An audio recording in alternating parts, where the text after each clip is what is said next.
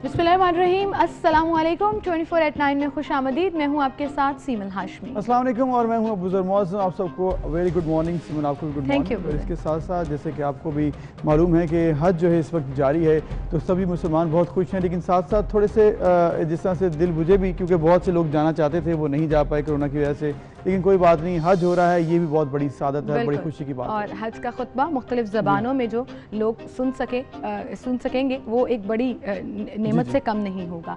इसी के साथ साथ आज मैं बताऊं 30 जुलाई को इंटरनेशनल फ्रेंडशिप डे भी सेलिब्रेट किया जा रहा है। तो आज के दिन की मुनासबत से अपने दोस्तों को विश कीजिए और फ्रेंडशिप डे सेलिब्रेट कीजिए। हम चलते हैं अपनी टॉप स्टोरीज की तरफ और देखते हैं कि आज प्रोग्राम में हम आपके लिए क्या क्या खबरें लाए हैं।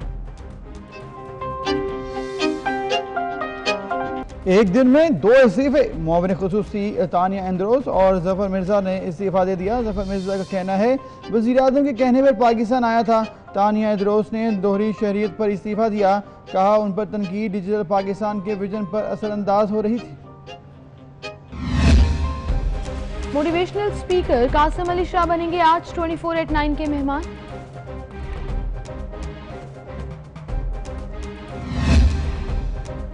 गुलकारी को खैरबाद कहने वाली राबी पीरजादा ने शिकवा किया है कि उनका आर्ट वर्क सरकारी सतह पर प्रमोट नहीं किया जा रहा। राबी पीरजादा को क्या है शिकायत, करेंगे आज उनसे बात।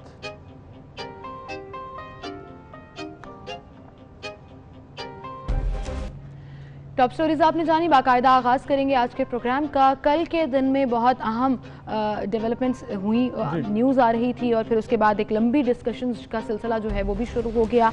एक दिन में 2 इस्तीफे सामने आए और वज़ीर आज़म के मुआवनीन खसूसी बराए सेहत जो थे डॉक्टर जफर मिर्ज़ा और मुआवनीन खसूसी बराए डिजिटल पाकिस्तान प्रोग्राम तानिया एंद्रोस ने इस्तीफा दे दिया। बिल्कुल, अब इस्तीफा तो दे दिया। ये तो उन्होंने ट्विटर पर शेयर भी किया, अपने इस्तीफे की जो कॉपी थी उन्होंने ट्विटर पर लगाई और साथ वजह बताई कि हमारे पास ऊपर दोहरी शरीयत के हवाले से जो बात की जा रही थी, इसीलिए अब हमने इस्तीफा दिया है। लेकिन अब ज़राए कुछ और ही कह रहे हैं। ये कहा जा रहा है कि दोनों से इस्तीफा लिया क्या है। जफर मिर्जा से इस्तीफा इसलिए लिया गया क्योंकि अद्वियात का जो स्कैंडल आया था वो उसमें मुतमईन नहीं कर सके, कमेटी को मुतमईन नहीं कर सके। और इसके साथ साथ जो स्कैंडल उनके ऊपर भी कुछ हैं करप्शन के, वो मुतमईन नहीं कर सके कमेटी को। जिसके साथ साथ तानिया साहिबा के बारे में भी यही कहा जा रहा है कि उन्होंने भी एक कंपनी रजिस्टर करवाई थी, एक NGO रजिस्टर करवाई थी, जिसके ऊपर कुछ तहफ़्फ़ुज़ात थे, लोगों के करप्शन के इल्ज़ामात भी थे, तो इसीलिए उनसे भी इस्तीफा लिया। बिल्कुल, फंड्स के बेजा इस्तेमाल और बेज़ाब्तियों की बात की जा रही थी अब डिजिटल पाकिस्तान प्रोग्राम में। ऑल्दो ये प्रोग्राम अभी तक फुल कैपेसिटी में शुरू नहीं हो सका, लेकिन उस कंपनी की फॉर्मेशन के अंदर ये बात की जा रही थी। अब एक कहानी वन साइड ये है कि उन बेज़ाब्तियों इर्रेगुलरिटीज़ की वजह से इनसे इस्तीफ़ा मांगा गया, लेकिन तानिया जी ने जो अपना ट्वीट किया और उसमें उन्होंने कहा कि मैं पाकिस्तान की खिदमत के लिए आई थी, लेकिन अब मैं चूँकि मुझे बहुत ज़्यादा क्रिटिसाइज़ किया जा रहा है दोहरी शहरियत के ऊपर, तो मैं रिज़ाइन कर रही हूँ और मैं अलग हो रही हूँ अपनी स्पोर्ट्स से। और ऐसे ही जो हमारे मुआवनीन खसूसी बराए सेहत डॉक्टर जफर मिर्ज़ा थे, उन्होंने भी रिज़ाइन किया और उन्होंने भी यही कहा कि तनकीद हो रही थी बहुत ज़्यादा और वज़ीर आज़म के विजन के मुताबिक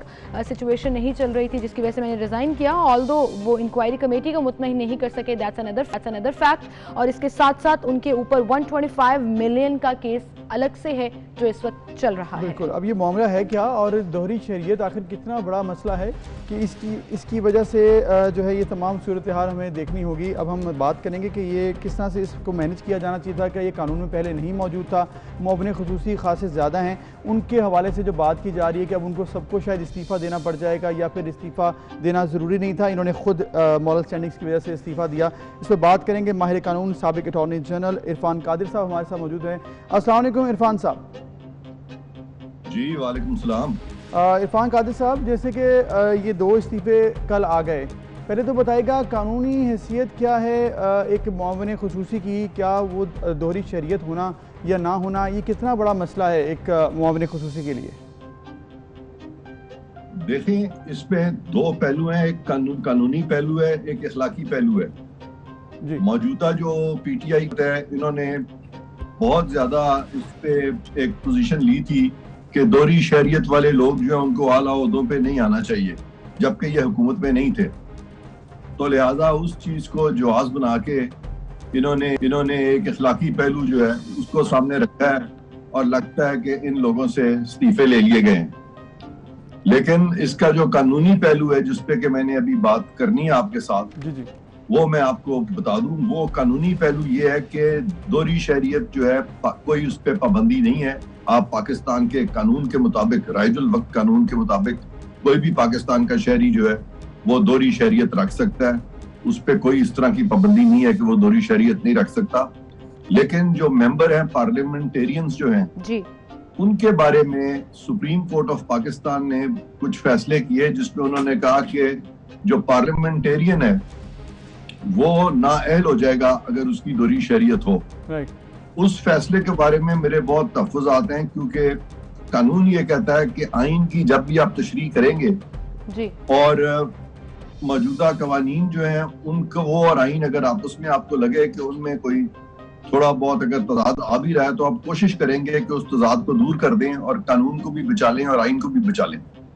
लेकिन सुप्रीम कोर्ट का जो फैसला है उस पर हरगिज ऐसा नहीं किया गया और उस फैसले को इस कदर स्ट्रेच किया गया कि ये फैसला दे दिया गया कि जो इनकी दोहरी शहरियत है वो नाअहल हो जाएंगे। और वो फैसला मैं समझता हूँ कि आइन और कानून के मुताबिक नहीं था, वो फैसला गलत था। लेकिन बहरकैफ चूंकि मौजूदा पीटीआई हुकूमत जब हुकूमत में नहीं थी और उन्होंने इस बात को वैसे ही हाई मॉरल ग्राउंड बनाने की कोशिश की कि दोहरी शहरियत के लोग जो हैं वो पार्लियामेंटेरियंस ना हो, तो फिर ये तो वो इस तरह की कोई कदगन जो है ये एडवाइजर के ओहदे पे या स्पेशल असिस्टेंट के ओहदे पे तो नहीं लगाई जा सकती, क्योंकि कानून भी इजाजत देता है। लेकिन जैसे मैंने कहा कि इखलाकी जवाब, आप ये कह रहे हैं कि अभी कानूनी जवाब तो कोई नहीं है कि मुआवने खसूसी के लिए कोई जरूरी नहीं है कि वो दोहरी शहरियत रखते हों और उन्हें फिर ओहदे से हटना पड़े। लेकिन आपने मॉरल ग्राउंड्स की बात की और आपको ऐसा लग रहा है कि ये रेजिग्नेशंस अगर दोहरी शहरियत की वजह से आए हैं तो मॉरल ग्राउंड्स के ऊपर आए हैं, तो फिर तो एक लंबी लिस्ट है जो तहरीक इंसाफ के मुख्तलिफ ओहदों पर इसी तरह से दोहरी शहरियत रखते हुए मुआवनीन हैं मौजूद हैं। तो क्या एक्सपेक्टेशंस है कि फिर उनके भी मॉरल जो जिसे कहते हैं ना कि ग्राफ अप होगा और वो भी रिजाइन कर देंगे? बिल्कुल, अगर ये इनके यही स्टैंडर्ड्स हैं मोरालिटी के और ये अप्लाई करना चाहते हैं इस तरह के मोरालिटी स्टैंडर्ड्स को, तो फिर बाकियों को भी इनको इस्तीफे लेने पड़ेंगे। ये तो नहीं हो सकता कि अपने कुछ जो इनके साथी हैं, रफ़क़ाए कार हैं, उनसे असूल डिफरेंट वज़ा करें और इन दो के लिए डिफरेंट असूल हों। जी जी, तो फिर तो मेरा ख्याल है सबको ये कह सकते हैं कि जी आप इस्तीफा दे दें। लेकिन मैं समझता हूँ अगर आप वैसे देखें तो इसमें कोई गलत बात नहीं है कि आप दोहरी शहरियत रखें।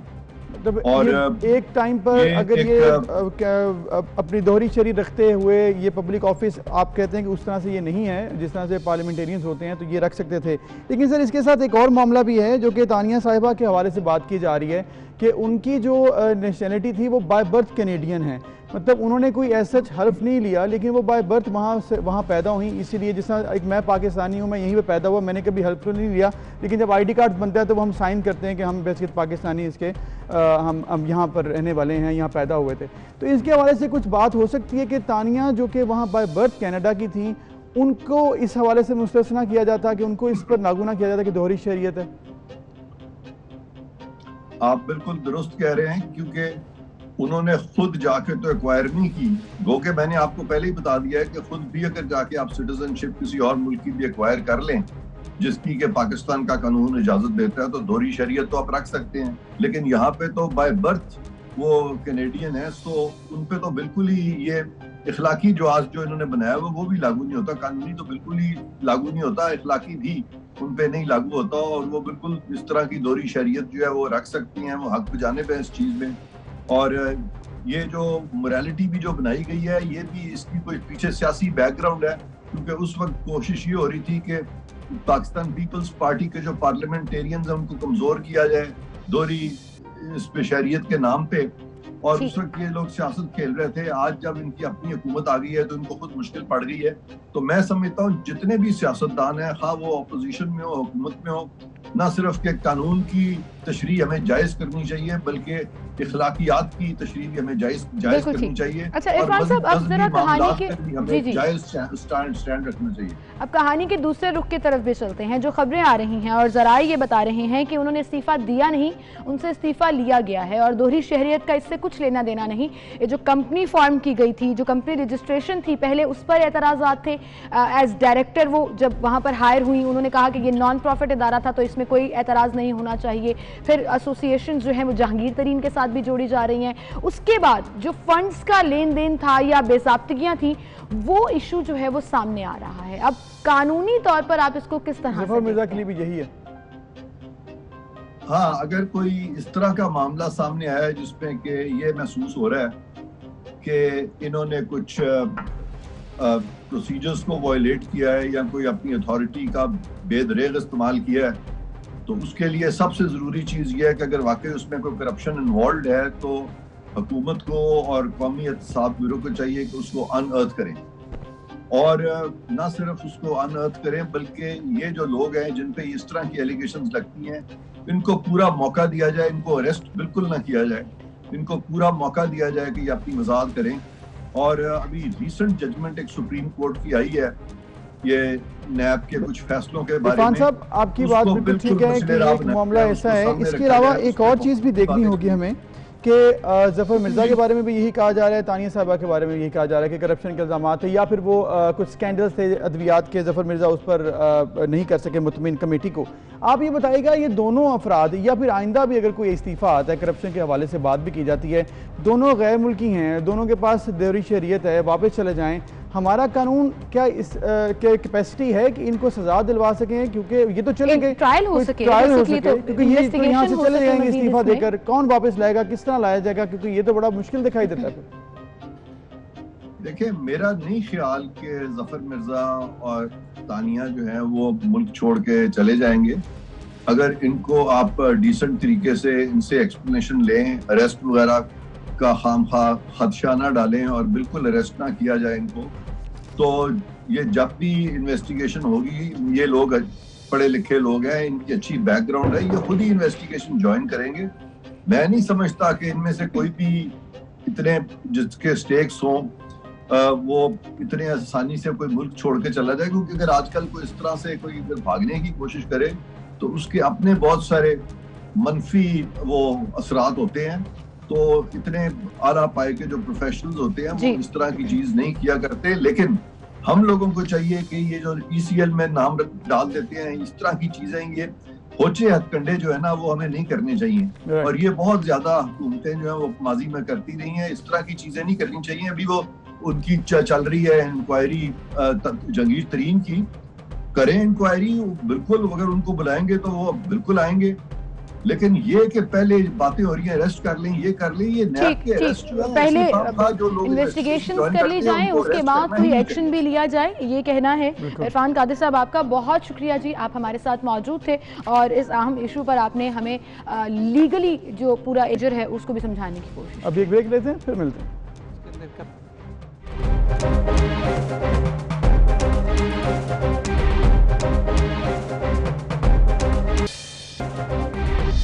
वेलकम बैक नाज़रीन। जब से मोदी हुकूमत भारत में इक़्तिदार में आई, तब से एक परेशानी उनको बहुत लाहक थी कि जो उनके फाइटर जेट्स हैं वो हर 2 से 4 महीने बाद कोई ना कोई हादसा हो जाता था, जिसमें MiG-21 क्रैश हुए कितने 27 2016 से 19 तक।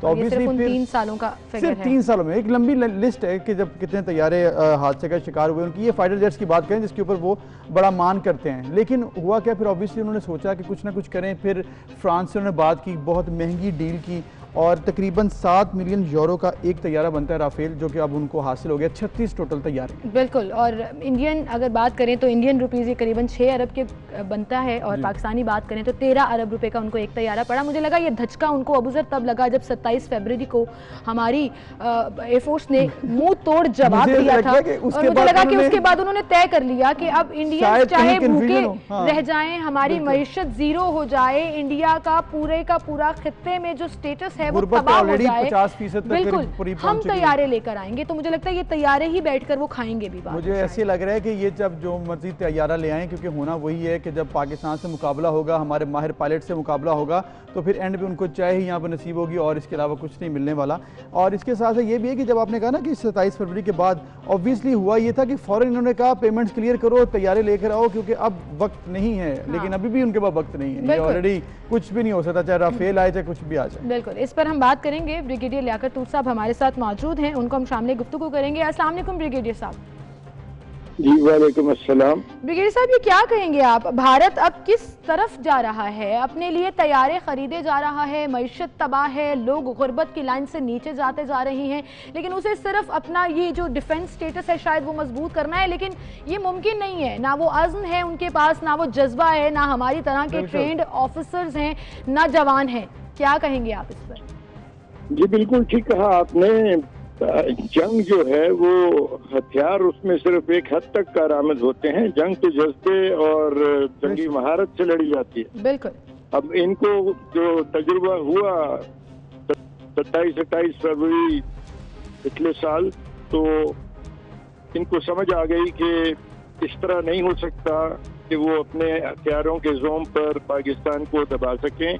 उल्टा पूरी दुनिया के अंदर सिफत उठानी पड़ी, उनका पायलट कैद हो गया और पूरी दुनिया में वावेला किया, मिन्नतें की कि खुदा के लिए किसी तरह छोड़ दो, तो पाकिस्तान ने छोड़ दिया।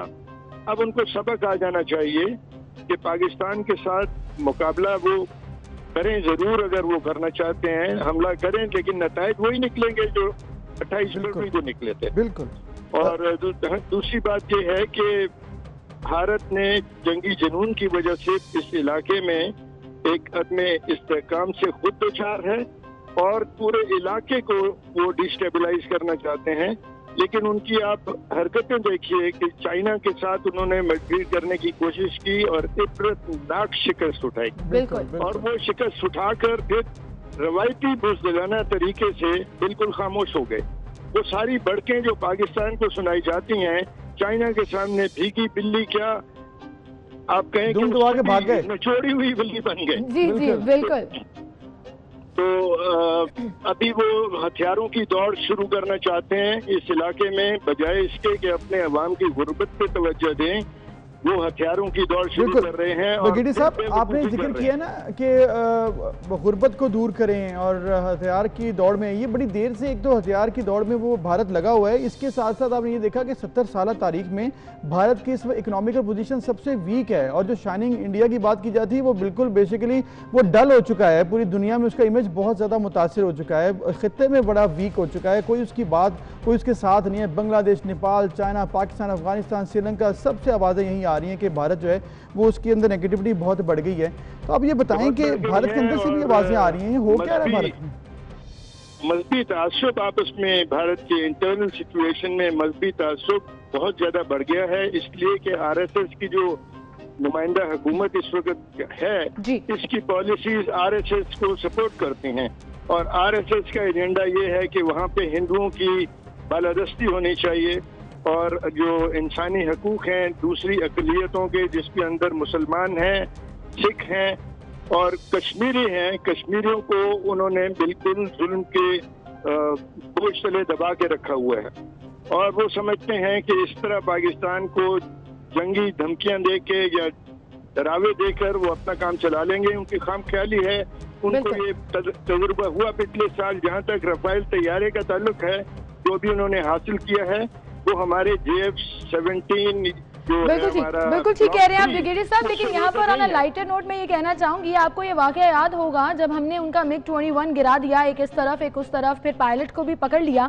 और अब मुझे ये लगता है कि राफेल लाने के बाद जो हमने अभिनंदन को चाय पिलाई थी ना, वो उस चाय के साथ सैंडविच भी खाना चाहते हैं, शायद इसलिए राफेल मंगा लिया। पाकिस्तानी समोसा खा के उनकी तबीयत ठीक नहीं होगी और ज्यादा खराब हो जाएगी। बाकी बात ये है कि हमारा JF-17 जो ब्लॉक 3 है जी, वो उनके रफाइल के मुकाबले का एयरक्राफ्ट है और बात असल में आर्मामेंट की होती है। जो हमारे पास मिसाइल हैं वो हमारे अपने तैयार करता है, जो मिसाइल इनको लगा था वो पाकिस्तान का अपना तैयार करता था। बिल्कुल। और उनके वहमो गुमान में भी नहीं था कि पाकिस्तान के मिसाइल्स में इतनी पावर और इतनी सलाहियत होगी कि वो out of the visual range उनको लगे और उनको पता भी न लगे कि कहाँ से आया था।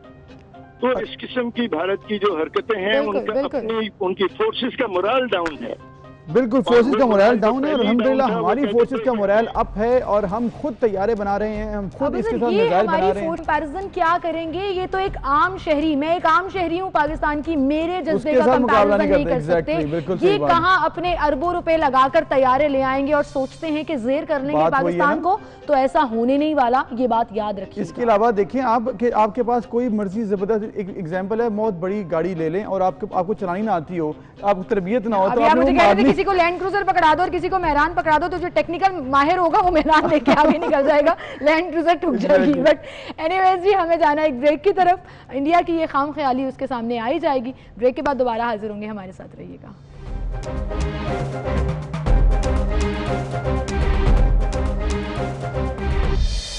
वेलकम बैक नाज़रीन। पाकिस्तान की क्रिकेट टीम इस वक्त इंग्लैंड में मौजूद है और 5 अगस्त को होने जा रहा है पहला टेस्ट मैच, लेकिन पहले टेस्ट मैच से पहले एक वीलॉग कल दिखाया गया, बड़ा इंटरेस्टिंग, बड़ा ज़बरदस्त और सरप्राइज दिखाया गया। बिल्कुल, आई एम एक्साइटेड कि किस तरह से प्रैक्टिस या इस तरह की चीज़ें जो हैं वो कभी पिक्चर्स कभी वीडियोस की सूरत में और वीलॉग की सूरत में सामने आया। इंटरेस्टिंग बात यह है, थोड़ा चेंज ये है जो कि शायद हमारे कुछ नाज़रीन को नहीं मालूम होगा कि जो टेस्ट क्रिकेट की जो किट होती है उसमें पहले नाम ही लिखा होता था, अब प्लेयर्स के नाम बैक साइड पर लिखे हुए हैं, जो कि एक डिफरेंट चीज़ है और पाकिस्तान की टीम पहली दफ़ा इसको पहने जा रही है। बिल्कुल, तो एक्साइटेड हैं सारे प्लेयर्स। उन्होंने एंड पे पहन के सेल्फी भी ली, आई थिंक ट्राई कर रहे थे साइज वगैरह ठीक था या नहीं ठीक था। ये आवाज़ किसकी थी अब उसे?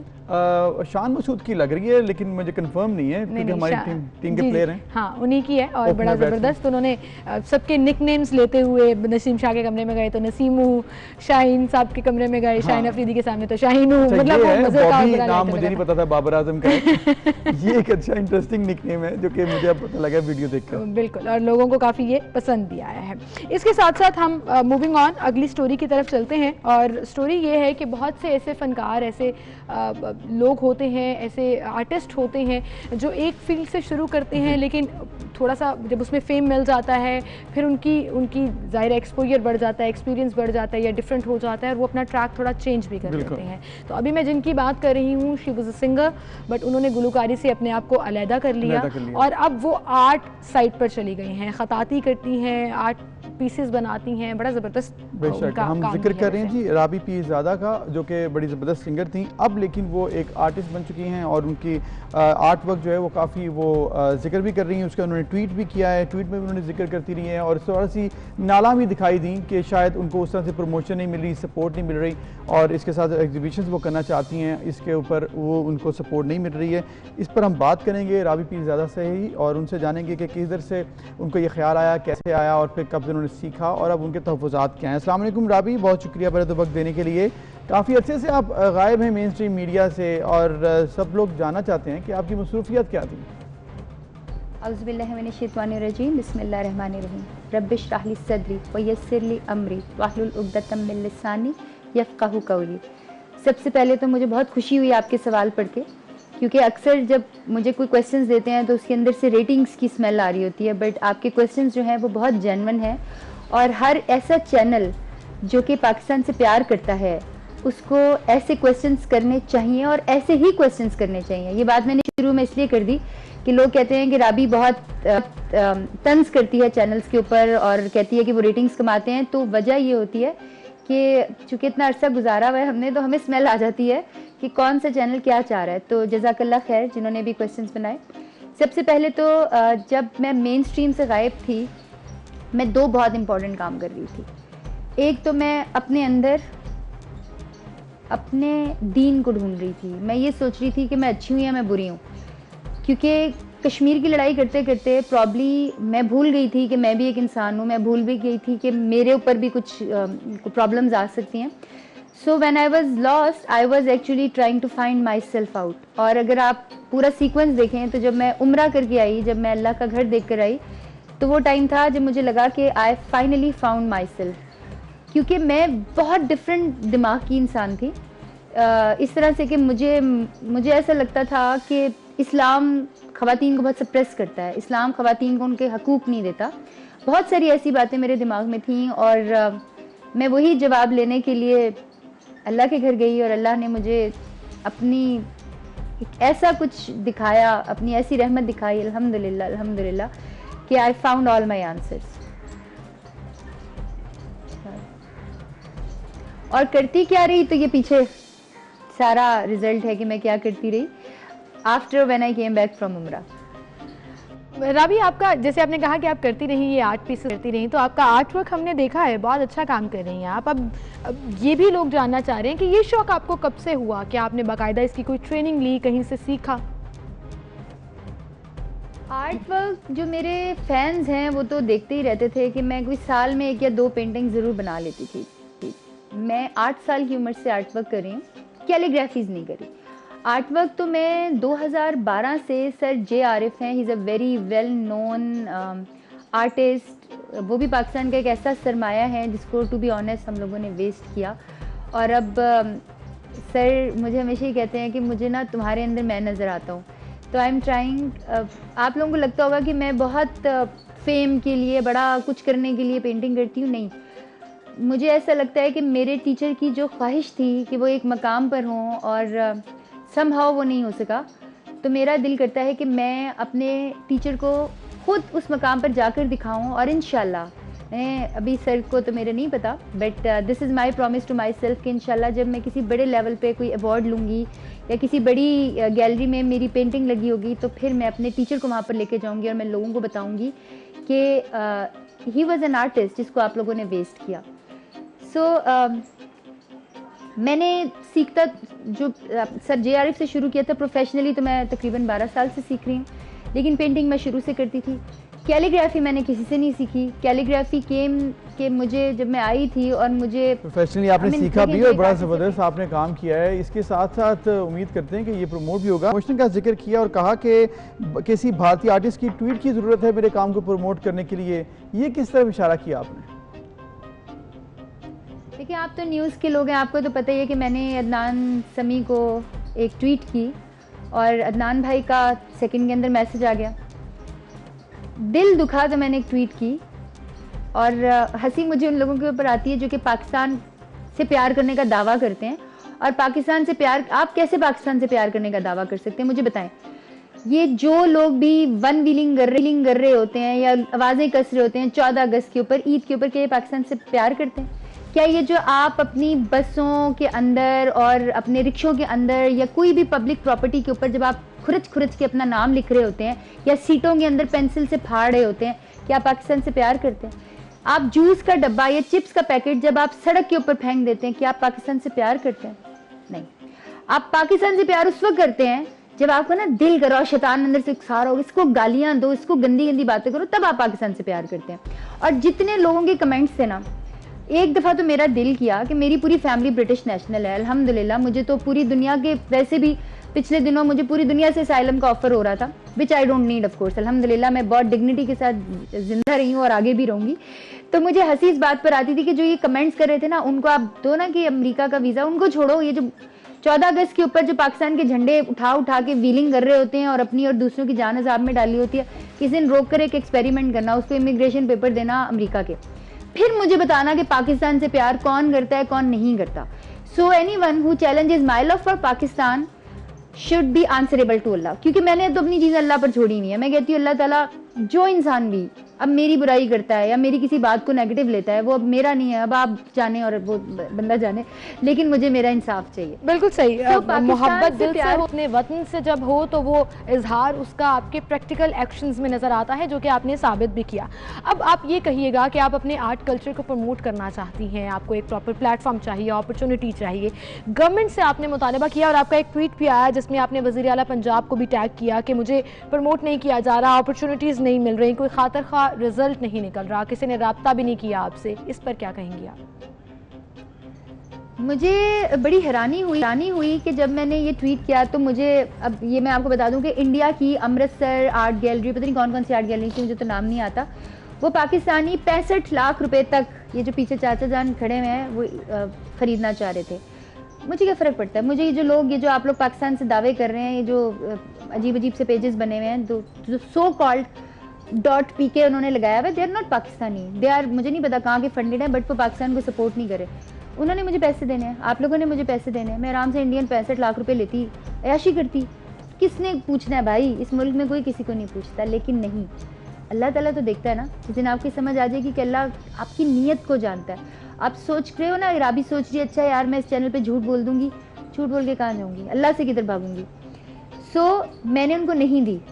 फिर उन दिनों उस्मान बुज़दार के ऑफिस से फ़ोन आया, और इस तरह फ़ोन आया, वो जो उस्मान बुज़दार के साथ थे भी मेरी मैनेजर नाजिया, मेरे पास तो कोई फ़ोन नहीं होता अभी भी, उसका फ़ोन से मैं क्वेश्चंस वगैरह देख रही हूँ कि फ़ोन पे फ़ोन आ रहे हैं, जी राबी पीज़ादा की पेंटिंग्स देखनी है, हमने खरीदनी है। मुझे बड़ी खुशी, मैंने कहा चलो गवर्नमेंट को भी होश आ गया, चलो उन्हें भी पता चल गया कि एक आर्टिस्ट है, और लोग कहते हैं भाई नई आर्टिस्ट है, तुम्हें क्या पता नई आर्टिस्ट है, मैं कितने अरसे से पेंटिंग्स करी हूँ, how do you know. But मुझे ये पता था कि तुम लोगों का दिमाग इतना छोटा ही है कि आप लोगों को नई आर्टिस्ट, पुराने आर्टिस्ट, आप इससे नहीं निकल सकते, बुलाओ पाकिस्तान के। मैं कायदे आज़म जितने भी आपके ऐवानों के अंदर लगे हुए हैं, मैं उससे अच्छा कायदे आज़म ना बना के दूं तो आप मेरे बनाए हुए कायदे आज़म को वहीं पर जो है ना जस्ट वाइप इट ऑफ, मिटा दें उसको। मैं चैलेंज करती हूँ आप लोगों को। इस तरह से बात करना। फिर उस्मान बुज़दार का, फिर उनके जो मेरा सेक्रेटरी होते हैं, उनका भी डायरेक्ट फ़ोन आया, उन्होंने एक तस्वीर भी भेजी हमें, भाई ये तस्वीर बना सकते हैं, हमने कहा सब बना सकते हैं, बनवाएं तो सही। वो भी अगेन गायब हो गए। तो ये सारे बेसिकली ये सोशल मीडिया ट्रॉमा होता है उनको, उन्हें पता है कि राबी पीरज़ादा की बात सुनी जाती है। अब मेरे जो दुश्मन हैं उनको ये बात तो समझ आ गई है कि आप लोग चीखते रहे, आपकी बात की न्यूज़ नहीं बनती। अल्हम्दुलिल्लाह अल्लाह ने इतनी ताकत जो है। उम्मीद करते हैं राबी कि आपकी जो इस प्रमोशन है और आर्ट वर्क है उसकी प्रमोशन होनी चाहिए और गवर्नमेंट को रिस्पांस करना चाहिए। अब सर आपने वैसे नोटिस किया वो जाते जाते चैलेंज भी कर गई हैं, और उन्होंने कहा मैं कोई नई आर्टिस्ट नहीं हूँ, मैं बहुत सालों से पेंटिंग्स कर रही हूँ, आर्ट वर्क्स बना रही हूँ, और उन्होंने चैलेंज किया कि मुझसे बेहतर कायदे आज़म की पोर्ट्रेट कोई बना कर दिखाए। बहुत शुक्रिया राबी, और चैलेंज आपका लोगों ने भी सुना है, और इसके साथ गवर्नमेंट को भी देखना चाहिए कि किस तरह से आपको प्रमोट करना चाहिए, आपको प्लेटफॉर्म देना चाहिए, क्योंकि ये भी जिम्मेदारी है, अगर कोई काम करना चाहता है, बेहतर करना चाहता है तो वो उसको मौका दिया जाए। बिल्कुल सही। इसी के साथ एक ब्रेक की तरफ चलते हैं, फिर हाजिर होंगे, हमारे साथ रहिए।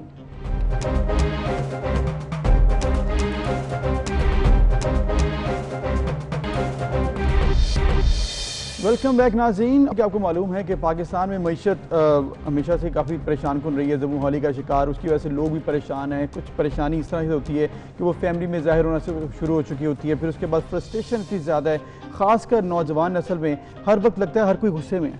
बिल्कुल, हर कोई गुस्से में है, हर कोई नेगेटिविटी में है, फिर परेशानियां भी जेन्युइन है, बेरोज़गारी है, मुआशी हालात ख़राब हैं, ट्रैक नहीं पता, करियर नहीं पता, आपको नहीं पता आगे जाके आपने क्या करना है, जॉब है नहीं है, क्रिएटिविटी और अपनी जो एक सेल्फ स्टीम है उसको जब तक हम पैरेलल लेकर नहीं चलेंगे शायद हम जिंदगी में कुछ नहीं कर सकते। और ऐसी तमाम बातें मैं या अबू ज़र आपको कहें तो शायद इतनी समझ में नहीं आएंगी। ऐसे में कुछ ऐसे लोग होते हैं जो ना सिर्फ अपने एक्सपीरियंसेस बताकर आपको मोटिवेट करते हैं बल्कि अपने डिफरेंट जेस्चर्स से भी कायल कर लेते हैं। ऐसा ही एक बड़ा नाम जिनको पाकिस्तान भर में, दुनिया भर में लोग फॉलो करते हैं, कासिम अली शाह साहब हमारे साथ स्टूडियो में मौजूद हैं, उनको हम शामिल गुफ्तगू करते हैं। अस्सलाम वालेकुम। वालेकुम सलाम। बहुत शुक्रिया जी आपकी तशरीफ आने के लिए।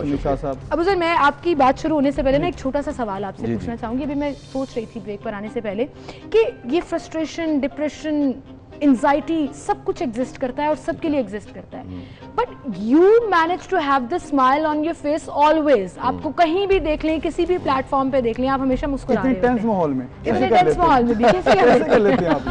अच्छा, इसमें ऐसा सिमल के इसमें 3 फैक्टर हैं जो मैंने ढूंढे हैं वैसे कि मैं भी इसको मेंटेन कैसे करता हूँ। एक तो सुन्नत रसूल है, देखें, यानी आप मुस्कुराहट को अगर इस नीयत से आपके चेहरे पे मुस्कुराहट है कि ये मेरे आका की, मेरे हजूर की सुन्नत है, तो आप उस मुस्कुराहट का सवाब भी मिल रहा है। अच्छा, दूसरी बात जो है ये है कि आपके जो इख्तियार में है आपको पूरा जोर लगा के करना चाहिए, और जो इख्तियार में नहीं उसे कबूल कर देना चाहिए। हमारा प्रॉब्लम ये होता है, ज़्यादातर लोग वो ज़िंदगी के इस असूल को उल्ट चला रहे हैं, जहाँ जोर नहीं लगता वहाँ जोर लगा रहे हैं, और जिन चीज़ों को कबूल करके खुश होना चाहिए उधर ध्यान ही नहीं देते, वो काउंट नहीं करते कि क्या। तीसरी बात, मैं अभी तक अपनी पूरी ज़िंदगी में पूरा जोर लगा के एक बात समझ आई है मुझे, आपकी बेहतरीन जहनी हालत शुक्रगुजारी की हालत है।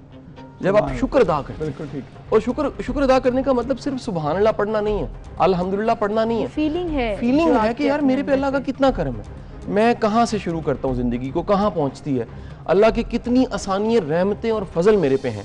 तो हम ब्लेसिंग्स को काउंट नहीं करते। मुझे बड़ी पुरानी बात है, हम छोटे होते थे तो हमारे एक अंकल थे, मुस्कुराते रहते थे, तो एक दिन मैंने उन्हें यही सवाल जो सिमल का है मैंने उनसे किया, तो उनका मेरी लॉटरी निकली है।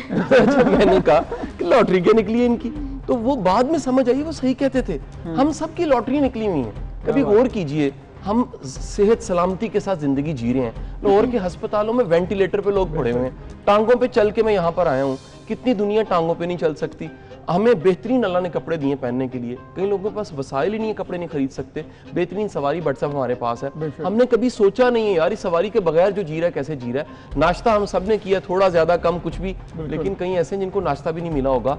आपके रिश्ते हैं, आपके अपने हैं, क्या कुछ जिंदगी में है। जब आप ब्लेसिंग्स को गिनते हैं तो फिर जिंदगी आपको अच्छी लगती है, जिंदगी आपको मजेदार लगती है, आपका खुश रहने को दिल करता है। लेकिन क्या नहीं है आप ये ढूंढें। एक बड़ी तारीखी बात कही जाती है, नेपोलियन दुनिया फतह की, इतना काम किया और आखिरी अयाम में उसने कहा कि मेरी जिंदगी में 6 दिन भी ऐसे नहीं थे जिसमें मैं खुश हुआ हूं। इतना बड़ा किंग। उसके मुकाबले में हेलन केलर जो अंधी थी और इसके साथ साथ डफ एंड डब थी गालिबन, वो डबल हैंडीकैप थे। हेलन केलर ने कहा कि मुझे वक्त ही नहीं मिला, मैं ये तलाश करूं क्या नहीं है मेरे पास, लिहाजा मैं खुश रही हूं। खुश रहना आपका इंतखाब है, तो उसे सुन्नत रसूल समझ लें, उसको आप समझें कि मेरे पास क्या क्या है, उसको समझें कि मेरे अल्लाह ने मेरे पे करम कितने किए हैं, और सबसे बढ़ के ये देखिए मेरा दायरा इख्तियार क्या है, उस पर जोर लगाएं और बाकी चीज़ों को कबूल करें। शाह साहब ये सोच बड़ी ज़बरदस्त है, क्योंकि आप उस्ताद हैं, बहुत लोगों को आपने सिखाया भी है, और ये बड़ी इंपॉर्टेंट बात है कि आप अपने हिस्से की शमा चलाते रहें, बाकी फिर अल्लाह ताला उसमें बरकत खुद ही डाल देता है। तो ये बताएं कि हम अब नौजवान नस्ल है वो परेशान है, आपने ये बातें कर दी बड़ी अच्छी और बड़ी ज़बरदस्त हैं, लेकिन हम इनको समझाएं कैसे कि आप ये चीज़ों को समझना है कि आपके पास क्या है। हर वक्त नेगेटिविटी सोशल मीडिया पर आप देख लें, फ्रस्ट्रेशन, एक दूसरे को गालियाँ, एक छोटी सी बात और लड़ने को दौड़ना, ये जो टेम्परामेंट है लूज हो रहा है, इसकी क्या वजह है और फिर कैसे इससे निकलें? बट साहब देखिए, मेरे सुनने वाले अगर कलेक्टिव पिक्चर को देखेंगे खराब लगेगी, और वो फिलवक्त खराब है, इस पर कोई दूसरी राय नहीं है। जहां पर आपका अगेन इख्तियार नहीं है, आप पूरे मुल्क को ठीक नहीं कर सकते, आप ये 11-12 करोड़ यूथ को एकदम से जॉब नहीं दे सकते, आप 22 करोड़ को एकदम से ठीक नहीं कर सकते। लेकिन मुझे कोई सुन रहा है वो फर्दे वाहिद मेरी बात को जरा ध्यान से समझे। जो क्राइसिस का टाइम होता है, पेंडेमिक का टाइम था, ये मुश्किल वक्त में हम गुजर रहे हैं, ये अपॉर्चुनिटीज का वक्त होता है। मैं अगर ईमानदारी से बात कहूं कि जितना मैंने काम सिमल इस टाइम में किया, 5 माह में, पूरी जिंदगी में नहीं किया होगा, जितना मैं मसरूफ इस दौरान रहा हूं। अच्छा, अब ना एंकर्स हमारे यंग बच्चे सारे वो आते हैं, सर अब यूट्यूब चैनल बनाया, एक इंटरव्यू दे दें। मैं कहता हूं बेटा जो काम तुम आज कर रहे हो ना, मैंने 2010 में यूट्यूब चैनल बनाया था, इसीलिए 22 लाख सब्सक्राइब है। वो टाइम पे शुरू किया, अप टू डेट रखा, ट्रैक पे रहे, कोई ऐसी कैप्शन नहीं लगाई, किसी को ब्लैकमेल नहीं किया, पॉजिटिविटी का 22 लाख का चैनल बना लिया।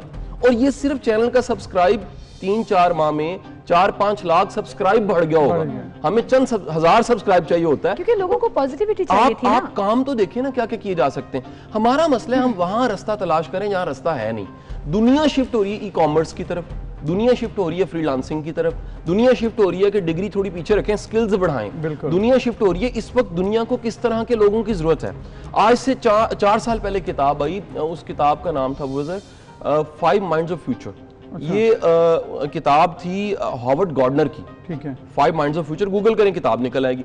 उसने कहा आने वाले जमाने में जिस तरह का ह्यूमन रिसोर्स चाहिए, अच्छा, ये यूनिवर्सिटियां, स्कूल, कॉलेज वो ह्यूमन रिसोर्स बना ही नहीं रहे, वो करिकुलम ही नहीं है। अब प्रॉब्लम ये है कि आप अगर वो यूनिवर्सिटी नहीं कर रही, वो नहीं सुन रही यूनिवर्सिटी, मैं HEC PHEC जाता रहता हूँ एज एडवाइजर, मैं एडवाइस करता रहता हूँ चेयरमैन को, वक्त आएगा चीजें इंप्रूव होंगी, लेकिन एक सुनने वाला खुद से सोचे कि मैं क्या कुछ कर सकता हूँ, मैं क्या किताबें पढ़नी, इम्प्रोवाइज करें, क्या नॉलेज मैं बढ़ा नहीं सकता, क्या मैं स्किल्स इंप्रूव नहीं कर सकता। ये पूरे सिस्टम का भी फ्लॉ है ना। जब तक आपके पास मास्टर्स ग्रेजुएशन की डिग्री नहीं होगी, आप किसी को पढ़ा लिखा नहीं समझते, चाहे उसके पास कितने मर्जी स्किल्स हो। अब हम पढ़े लिखे हैं, आप डिग्रियों वालों को देखें, अच्छा मैं कहता हूँ जिसकी FA BA है ना उसकी फ्रस्ट्रेशन कम है, वो तो कहता है मेरी FA BA है, वो तो तैयार हो जाता है कोई मजदूरी करने के लिए। तौर पे उस तरह से जाने प्रॉब्लम उसके साथ है जिसकी PhD है, जिसका MPhil है, जिसने MBA किया, और ये इस तरह के हजारों हैं इस वक्त जिनके पास डिग्री हैं लेकिन जॉब नहीं। अच्छा आप कभी एक काम कीजिए, उन लोगों के इंटरव्यू लेने शुरू कीजिए। मैं मानता हूं मुल्क में जॉब्स नहीं है, लेकिन आपको भी पता लगेगा ये PhD MPhil करके भी रज के नलायक है, ऐसे ही है, एक सफा अंग्रेजी नहीं सकते, कॉन्फिडेंस प्रेजेंट करने का कोई नहीं है, मॉरल उनके अंदर कोई एथिक्स बड़े मजबूत नहीं है। सबसे खौफनाक चीज ये क्रिएटिविटी कोई नहीं है, वो कुछ क्रिएटिव नहीं कर सकते, ना क्रिएटिव राइटिंग, ना बोलना। स्किल्ड एजुकेशन को आगे लेकर जाना पड़ेगा, जो भी आपका पोटेंशियल है। अभी जैसे आप ये जिक्र कर रहे थे कि हम सबको अपनी अपनी लाइफ में शुक्र करना चाहिए, अपनी पॉजिटिव चीज़ों की तरफ देखना चाहिए, विच इज़ वेरी गुड। लेकिन एक ऐसा शख्स जिसके पास ना जॉब है, ना घर में खाने को कुछ है, ना फैमिली को संभालने के लिए कुछ है, बिकॉज ये एक बड़ी परसेंटेज है हमारी सोसाइटी की जो एग्जिस्ट कर रही है। इन 4-5 माह में आपने कहा बहुत मसरूफ रहे हैं, वहीं पर हमारे बहुत से मुखैर हजरात भी सामने आए, बहुत से लोगों ने ऐसे जज्बात का इजहार किया कि लोगों को सपोर्ट करें, बट स्टिल वो फ्रस्ट्रेशन उस तबके में जो एग्जिस्ट कर रही है, how do you come out of that? जो कि बेचारा बिल्कुल ही पैसा। अच्छा देखिए, आपकी जिंदगी में ये पेंडेमिक ना भी आता, फिर भी आपकी जिंदगी में कई ऐसे चैलेंज होते हैं जिनको कबूल करने के अलावा कोई रास्ता नहीं होता। यानी कबूल करने की बजाय अगर आप रोना धोना और गिला शिकवा बढ़ाएं तो फिर वो मसला और बड़ा हो जाता है। एक्सेप्टेंस। पहली बात तो ये कबूल करें मसला है, और ये मसला अमेरिका में भी है। यानी ये प्रॉब्लम आपके पाकिस्तान में नहीं है, दुनिया के तरक्की याफ्ता ममालिक में भी। यार कोई सोच सकता था अबू ज़र के ब्रिटिश एयरलाइन बंदे निकाल देगी, कोई सोच सकता था होटल इंडस्ट्री में दुनिया के टॉप ब्रांड्स बंदे निकाल देंगे, कोई सोच सकता था पाकिस्तान के जो टॉप 10 बिजनेसमैन हैं, मैं उनके ब्रांड्स का तज़किरा नहीं करता, मशहूरी हो जाएगी, तो वो अपने कितने कितने ह्यूमन रिसोर्स के लोग निकाल देंगे। कोई सोच सकता था कि जो बंदा 20, 25, 30 लाख रुपए सैलरी ले रहा है, जब वो जॉबलेस होता है तो उसकी फ्रस्ट्रेशन 25,000 वाले से ज्यादा होती है, क्योंकि 25,000 वाले का टारगेट ये है कि मैंने 25,000 रुपए कमाना है, मुमकिन है रेडी लगा के कमा ले। लेकिन जो पढ़ा लिखा है, जिसके पास गाड़ी अच्छी है, जिसके पास पोजीशन अच्छी है, जिसके पास स्टेटस अच्छा है, उसने खास एक लाइफस्टाइल मेंटेन की है, उसकी भी नौकरी छूटी है। तो हमें पहली बात तो कबूल करना है, अच्छा फिर मिनिमम पे राजी होना है। मिनिमम पे राजी, ये लगती किताबी बातें, लेकिन इसके अलावा क्राइसिस मैनेजमेंट का कोई सोल्यूशन नहीं। आप किताब क्लासिकल पढ़ें, वो किताब क्या जी, stop worrying and start living, वो डेल कार्नेगी की किताब। मॉडर्न किताब पढ़ें को क्राइसिस मैनेजमेंट की, सब में एक प्रिंसिपल मिलेगा, आने वाले क्राइसिस को पहला काम कबूल करें, एक्सेप्ट इट। वो मौत है, कोई बीमारी है, परेशानी है, कोई हैंडीकैप्ड हो गया है, कोई हादसा हो गया है, कोई नुकसान हो गया है, सबसे पहला काम कबूल करें। हो गया, अब किसको डील करना कैसे? बात है क्या हो सकता है, वो जो हो सकता है वो बेशक मिनिमम है, आप उस मिनिमम पे चले जाएं। और अच्छा, मैंने कईयों को लाइफ में स्टार्टअप्स करवाए, अच्छा ऐसे लोगों को भी स्टार्टअप्स कराएं जो पहले ठीक थे, उसके बाद गिर गए, खराब हुए, फिर मैंने कहा शुरू करें। जब शुरू करवाने का कहा तो उन्होंने कहा जी हम 1500 रुपए कमाएंगे। अच्छा 1500 रुपए जब पहली बार कमाया ना, तो उन्होंने चूमा, उन्होंने कहा यार इतनी मेहनत और इतने गिरने के बाद 1500 रुपया तो आया ना। उसके बाद दोबारा खड़े हुए और उसके बाद फिर अंपायर्स खड़ी की। तो ये गिरना जुर्म नहीं है, गिर के गिरा रहना जुर्म है, और गिर के उठ जाना ये बहादुरी है कि आप जिंदगी में गिरें फिर उठ जाए। और अल्लाह ने इंसान में ये सलाहियत रखी है कि वो गिरता है और फिर उठ जाता है। अगर हम बचपन से कहानियां सुनाते हैं बच्चों को कि चींटी एक बार गिरी, इतनी बार गिरी, 17 बार गिरी, बादशाह ने देखा उस गार में और उसने कहा मैं अशरफुल मखलूकात हूं, चींटी उठ उठ के गिर के चल रही है तो मैं क्यों ना करूं। तो हम शेर भी सुनते हैं बचपन से, झपटना पलटना, लहू गर्म रखने का है बहाना, ये कोई रट्टे लगाने के लिए तो नहीं था, ये तो फलसफा है। बिल्कुल शाह साहब आपकी बात बिल्कुल ठीक है, एक्सेप्टेंस लेके आए, उसके बाद फिर आपने क्राइसिस मैनेजमेंट करनी है। ये तो मामला हो गया इकोनॉमिकली या फिर आप सोशली अगर इस तरह से आपकी प्रॉब्लम्स हैं तो उसको डील कैसे करना है, हैंडल कैसे करना है। एक और मामला बड़ा हमने देखा, चाहे वो उमरा में हो या फिर बेचारे थोड़े से मतवस्त तबके में हो, फ्रस्ट्रेशन का जिक्र, फिर इसके अलावा हमने कर लिया मॉरल करप्शन का जिक्र हम नहीं कर रहे हैं। हमारी सोसाइटी में ये मॉरल करप्शन बहुत ज़्यादा बढ़ गई है, अखलाकियात जो हैं वो गिरती जा रही हैं। आपने देखा तशद्दुद हो रहा है, माँ बाप पे हो रहा है, बच्चों को पे हो रहा है, बहन भाइयों पे हो रहा है, मतलब किसी का लिहाज नहीं रखा जा रहा, गालियाँ दी जा रही हैं। सोशल मीडिया को देख लें आप, लिबरलिज्म और मॉडर्निज्म। एग्जैक्टली। अच्छा मैं मतलब इस तरह का बोलना नहीं चाहता लेकिन मुझे माफ कीजिएगा क्योंकि मेरे से एक्सपेक्ट नहीं किया जा सकता कि मैं इसको भी टैप कर सकता हूँ। अब जो अब बोलने लगा, परसों दोपहर में मेरे ऑफिस में जैनब के फादर आए हुए थे मिलने के लिए। जैनब पे एक किताब लिखी गई थी, कसूर वाला वाक़या। अब वो बैठे हुए थे, मेरा दिल किया उसके बाद मैं ब्लॉग लिखूं। अब सर अभी तक मैं वो हिम्मत इकट्ठी नहीं कर सका, मैं क्या लिखूं। मैं लिखूं कि अगर एक इमरान को फांसी हो गई है तो वो सिस्टम जो इमरान जैसा करैक्टर पैदा करता है वो तो ठीक नहीं हो रहा। आपका सिस्टम करप्ट है, आपका सिस्टम फ्रस्ट्रेशन पैदा करता है, आपका सिस्टम वो इनकरेज करता है इस तरह के एक्ट्स को और कामों को। कानून साजी सिर्फ एक चीज है। पहले आप ये देखिए कि आपके मुल्क में 1 करोड़ ऐसी बच्चियां जिनकी शादी होने वाली है। आपके मुल्क में ऐसी लाखों की तादाद में बेवा हैं जिनकी शादियां नहीं हो रही। आपके मुल्क में हर साल तलाक कितने लोगों को होती है और तलाक होने के बाद वो दोबारा सेटल नहीं होती। आप किसी तलाक याफ्ता किसी बेवा से पूछिए कि बाद में रिश्ते कैसे आते हैं, वो इतने भयानक और खौफनाक रिश्ते आते हैं। तो मैं कहता हूं भट्ट साहब, अगर हम अपनी बेटियों के लिए अच्छा चाहते हैं तो जो आज की बेटी हैं उनके लिए हम अच्छा नहीं सोचेंगे। तो प्रॉब्लम ये कि आपका सिस्टम, ये जो सारा कल्चर है, जो समाज है, ये समाज इतना मिक्स हो चुका है। ना ये इस्लामिक है ना ये हिंदू है। कभी गौर कीजिएगा, हम इबादतें सारी इस्लामिक करते हैं और सोच हमारी हिंदुआना है। कल्चर वैसा इतना है। भरोसा रब पे नहीं है कि जो रब आज तक पाल रहा है यार वो कल भी पालेगा। एक बात याद रखिएगा, बंदा अरबपति हो, खरबपति हो, अगर उसके अंदर ये खौफ होना कि कल क्या होगा, वो करप्ट हो जाएगा। वो ये नहीं देखेगा मेरे पास है क्या, ये खदशा और खौफ उसको करप्ट करता है। जिस बंदे के पास सूखी रोटी नहीं है, सूखी रोटी नहीं है, अरब रुपया पड़ा, वो करप्शन कर सकता है, लेकिन उसको भरोसा है कि मेरा रब मुझे हलाल दे देगा। लेकिन इखलाकियत तो जरूरी नहीं है, पैसे के साथ उसका ताल्लुक नहीं है। सर बड़ा गहरा ताल्लुक है, गहरा ताल्लुक। इस तरह दो थ्योरीज हैं दुनिया में। एक थ्योरी ये कहती है कि जब फाइनेंशियली लोग नीचे जाते हैं तो करप्ट हो जाते हैं। बिल्कुल, मैं इस थ्योरी को थोड़ा सा मानता हूँ, ज्यादा नहीं मानता।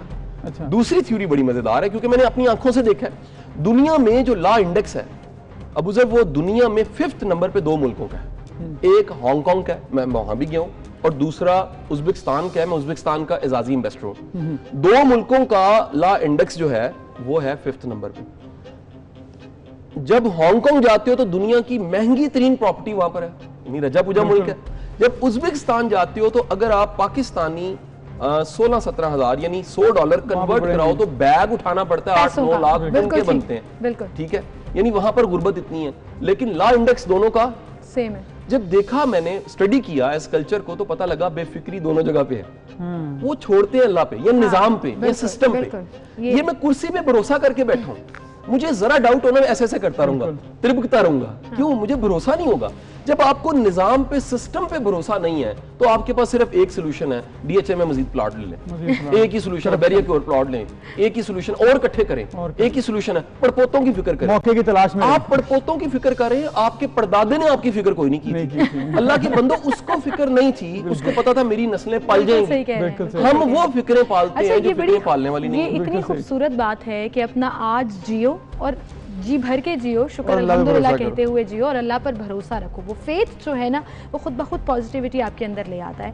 अब चूंकि टाइम हमारा बिल्कुल एंड की तरफ जा रहा है, लेकिन मैं जाते जाते ना हमेशा एक प्रिसाइज सा ये सवाल ज़रूर पूछती हूँ हमेशा, कि कोई 3 पॉइंट्स जो आज के सबक के लिए आप हमें देकर जा रहे हैं, हमारे देखने वालों को देकर जा रहे हैं कि 1 हफ्ता 15 दिन इनके ऊपर अमल करें, you will see a change in your life. अच्छा, मैं वेरी प्रिसाइज एक 3 जुमलों में इसे खत्म करते हैं ना जी। पहला, रूमी से किसी ने पूछा कि रूमी, खुद को बदलना सबसे आसान तरीका क्या है? अच्छा। रूमी ने कहा अच्छी संगत इख्तियार कर लो, सबसे आसान तरीका। अच्छी कंपनी, यानी आप चिल्ले ना काटो, बातें ना करो, किताबें ना पढ़ो, कुछ ना करो, पहला काम तो ये करो, अपनी कंपनी चेंज करो। क्योंकि होता है जिस तरह के लोगों में आप रहते हैं, उस तरह के लोगों वाले असरात और वाइब्स आप पे आती हैं, असरात आप पे आते हैं। मैंने बड़े लोग ढूंढे, वो जेंटलमैन है, लेकिन उनकी कंपनी खराब है। अच्छा अबू ज़र, एक तजुर्बा करके देखें, आप दोनों इसी सवाल की एक्सटेंशन में बोल रहा हूँ, आप किसी भंड के साथ एक हफ्ता बैठ के देखें, इंशाअल्लाह आप भी जुगते लगाने लग पड़ेंगे। यानी आपकी अच्छी खासी 7 दिन की इंटर्नशिप हो जाएगी जुगतों में। ठीक है, कंपनी मैटर करती है। नंबर 2, देखिए दूसरी चीज है, नॉलेज मैटर करता है। और नॉलेज आज के जमाने में सिमल इतना आसान हो गया है, गूगल का जमाना है। मैं तो बच्चों को कहता हूँ, कहते जी मैं सर क्या करूं, मैं कहता हूँ बेटा अपना जरा मोबाइल फोन दे। नहीं सर आप चैट पढ़ेंगे, मैं कहता नहीं पढ़ूंगा। वादा, उसकी गूगल हिस्ट्री में उसकी औकात लिखी होती है, उसकी यूट्यूब हिस्ट्री में उसकी औकात लिखी होती है। तो जो बंदा बड़ा है ना, मेरा सेलफोन पकड़ोगे ना, गूगल निकालोगे तो उसपे पता लगेगा मैंने स्टैट्स कौन से ढूंढे हैं, मैंने डाटा कौन सा ढूंढा है, मैंने पुराने ब्लॉग्स कौन से ढूंढे हैं, मैंने सर्च क्या किया है, मैंने किस मुल्क का किस मुल्क के साथ मुआवजा किया है। आपके फ्री टाइम में जो कुछ आप करते हो, कईयों ने 5 माह छुट्टियां मनाई हैं, हमने तो काम किए। मैंने तो काम किया। नॉलेज बढ़ा लें, नॉलेज बढ़ा लें। अच्छा, तीसरी चीज जो सबसे अहम है वो है अल्लाह पे भरोसा। अल्लाह पे भरोसा इबादत नहीं, इबादत उसका इजहार है। अल्लाह पे भरोसा का मतलब है कि जो कुछ है उस पर राजी रहें, जो है शुक्र अदा करें और इसे एंजॉय करें। जब आप कहते हैं कि राज़िक अल्लाह है, तो फिर आपका ईमान भी होना चाहिए, और फिर वाकई में आपकी जिंदगी की जो परेशानियां हैं वो अगर खत्म नहीं होती तो आपके दिमाग में कम जरूर हो जाती हैं। इतनी खूबसूरत बातें करने के लिए, एंड आई एम श्योर इंशाल्लाह जो लोग ये सुन रहे हैं उनके जहनों पर अगर एक पॉइंट भी असर कर जाए तो they will feel difference in their behaviours, in their lives, in their surroundings. Follow जरूर कीजिएगा इस चीज को। अभी एक ब्रेक, फिर मिलते हैं।